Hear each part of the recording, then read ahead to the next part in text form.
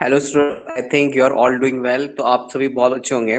तो आज का जो हमारा टॉपिक है वो 18वीं शताब्दी में स्थापित नवीन स्वायत्त राज्य, जो कि मॉडर्न हिस्ट्री का एक सेगमेंट है। तो इस पर हम बहुत अच्छे से चर्चा करेंगे और समझेंगे कि प्राय औरंगजेब की मृत्यु के बाद कौन कौन से राज्य जो है प्राय उनका उद्भव हुआ।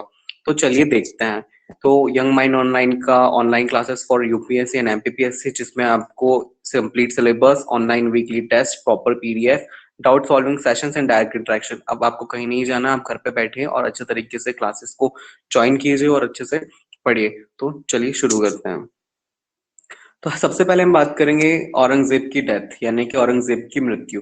तो औरंगजेब की मृत्यु के पश्चात भारत में संपूर्ण मुगल साम्राज्य में ऐसा कोई भी शासक नहीं रहा जो कि प्राय इतने बड़े साम्राज्य को एक बेहतरीन तरीके से संभाल सके। तो उसी सारी स्थितियों का फायदा उठाकर प्राय बहुत सारे ऐसे क्षेत्रीय संगठन जो है प्राय उनका उद्भव होना शुरू हो चुका था। तो जिसमें हम सबसे पहले जिस राज्य की बात करेंगे उस राज्य का नाम है हैदराबाद। बात करेंगे तो सबसे पहले हम देखते हैं, तो सबसे पहले इसका जो संस्थापक है, संस्थापक क्या नाम है उनका? उनका नाम है निजाम उल मुल्क। इसका संस्थापक का नाम है निजाम उल मुल्क। जो मुगल बादशाह थे मोहम्मद शाह, उन्होंने जो निजाम उल मुल्क था उसे प्राय दक्कन का एक सूबेदार नियुक्त किया था। अतः 1720 से लगाकर 1722 के बीच में प्राय उसने हैदराबाद में अपनी स्थिति क्या की, बहुत बेहतरीन तरीके से सुदृढ़ की।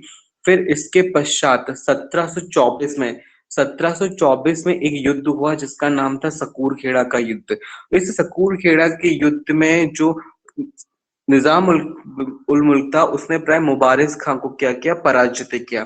तो मुबारिज खां को पराजित करने के पश्चात प्राय उसे दक्कन का वाइसराय नियुक्त किया गया। इसी के साथ ही प्राय उसकी स्थिति जो है प्राय वह परिवर्तित होना शुरू हो गई। अतः प्राय 1724 में ही उसने एक स्वतंत्र राज्य हैदराबाद की स्थापना कर दी। लेकिन एक बात जरूर मानने वाली बात है कि जो हमारे निजाम उल मुल्क साहब हैं प्राय उन्होंने कभी भी किसी भी तरीके से प्राय केंद्रीय सरकार से, मोहम्मद शाह से, मुगल बादशाह से प्राय अपनी स्वतंत्रता की घोषणा उन्होंने कभी भी नहीं की। तो इसी वजह से ऐसा कहा जाता है कि जो हैदराबाद था वह स्वतंत्र होते हुए भी प्राय स्वतंत्रता की घोषणा प्राय वह कभी नहीं कर पाया। लेकिन वो एक राजनीतिक तौर पर कहा जाए तो उन्होंने प्राय स्वतंत्रता से ही प्राय अपने क्षेत्र में प्राय शासन किया था। उन्होंने प्राय क्या, उन्होंने हिंदू जितने भी व्यक्ति थे प्राय उनका सम्मान किया, और उन्होंने अपने राज्य में पूरन चंद जैसे जो व्यक्ति थे उन्हें अपना दीवान जो है प्राय उन्होंने नियुक्त किया। उन्होंने हिंदू के प्रति एक उदारवादी जो है प्रवय नीति अपनाई। फिर इसके पश्चात हम देखते हैं निजाम उल मुल्क की। तो निजाम उल मुल्क ने प्राय एक जागीरदारी प्रथा जो है प्राय वह उसको शुरू किया। जागीरदारी प्रथा क्या होती है? एक लैंड होता है, एक रेवेन्यू सेटलमेंट का एक बहुत अच्छा तरीका होता है, यानी कि जो आपकी भूमि है उसका राजस्व एकत्रित करने वाला और उसके प्रशासन का अधिकारी जो है प्राय वह एक ही होगा। तो ये जागीरदारी प्रथा उन्होंने चलवाई थी। इसका कारण ये था कि जितने भी भ्रष्टाचार है उसको खत्म करने का उद्देश्य जो था प्राय वो निजाम उल मुल्क का था। तो एक बात और आती है सकूर खेड़ा का युद्ध। तो सकूर खेड़ा के युद्ध में जब उन्होंने मुबारिज खां को पराजित किया तो उन्हें एक सबसे इंपॉर्टेंट उपाधि दी गई। उस उपाधि का नाम है आसफ जाही। उन्होंने एक आसफ जाही उपाधि जो है प्राय उन्होंने ग्रहण की, इसलिए उन्हें प्राय आसफ जाही वंश का भी प्राय कहा जाता है। परंतु इसके बाद हम देखते हैं 1748 में क्या, निजाम उल मुल्क की मृत्यु होगी। तो इसी के बाद ही क्या प्राय हैदराबाद की जो आंतरिक स्थिति थी और आंतरिक संघर्ष के कारण प्राय उसका पतन होना धीरे धीरे शुरू हो गया, और धीरे धीरे प्राय अंग्रेजों और फ्रांसीसियों की कूटनीति का हम समझेंगे आगे कि ऐसी क्या कूटनीति जिसकी वजह से प्राय हैदराबाद इन सभी चीजों का शिकार हो गया।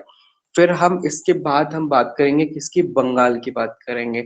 तो बंगाल राज्य की नींव डालने का श्रेय जो है प्राय वो मुर्शीद कुली खान को जाता है।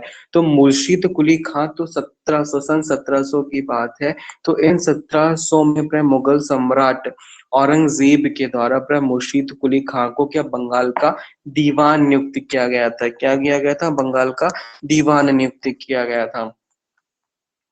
उस समय बंगाल का जो सूबेदार था, वो अजीम व शान था।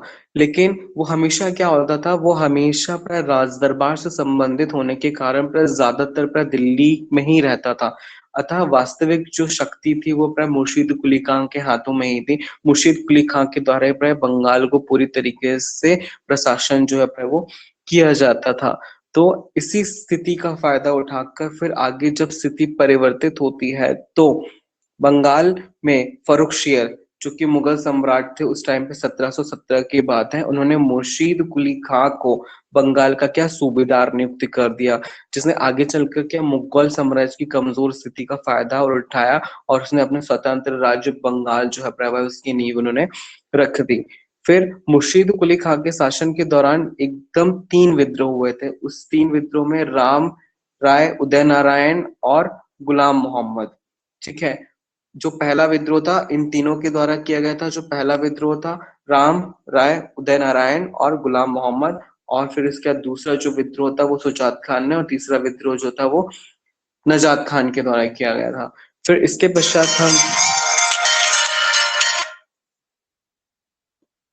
पश्चात हम देखते हैं